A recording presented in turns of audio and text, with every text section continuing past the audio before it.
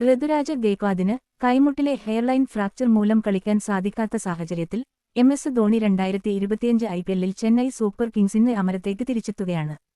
2023 IPL ഫൈനലിലാണ് 43-കാരനായ ഇതിഹാസം അവസാനമായി CSK നയിച്ചത്. അദ്ദേഹത്തിന്റെ അതുല്യമായ നേതൃത്വവും അനുഭവസമ്പത്തും ടീമിന് വീണ്ടും കരുത്തേകും. ചെന്നൈയിലെ ചപ്പോക്കിൽ കൊൽക്കത്ത നൈറ്റ് റൈഡേഴ്സിനെതിരായ മത്സരത്തിന് തൊട്ടുമുന്നോടിയാണ് ഈ പ്രഖ്യാപനം വന്നത്. ഗെയ്ക്വാദിന്റെ പരിക്ക് CSK സോഷ്യൽ മീഡിയയിലൂടെ സ്ഥിരീകരിച്ചു.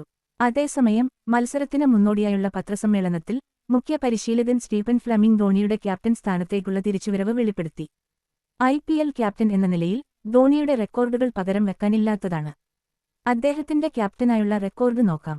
ഏറ്റവും കൂടുതൽ മത്സരങ്ങളിൽ ക്യാപ്റ്റൻ 226, ഏറ്റവും കൂടുതൽ വിജയങ്ങൾ നേടിയ ക്യാപ്റ്റൻ 133, ക്യാപ്റ്റനായ ഏറ്റവും കൂടുതൽ സിക്സറുകൾ 218, വിക്കറ്റ് കീപ്പറായ ഏറ്റവും കൂടുതൽ പുറത്താക്കലുകൾ 195, ഏറ്റവും ഉയർന്ന വിജയശതമാനം 50+ വിജയങ്ങളുള്ള ക്യാപ്റ്റന്മാർക്കിടയിൽ 59.37%, ക്യാപ്റ്റനായ ഏറ്റവും കൂടുതൽ റൺസ് നേടിയ രണ്ടാമത്തെ താരം 4660 റൺസ്, വിരാട് കോഹ്ലിക്ക് 4994 മാത്രം പിന്നിൽ.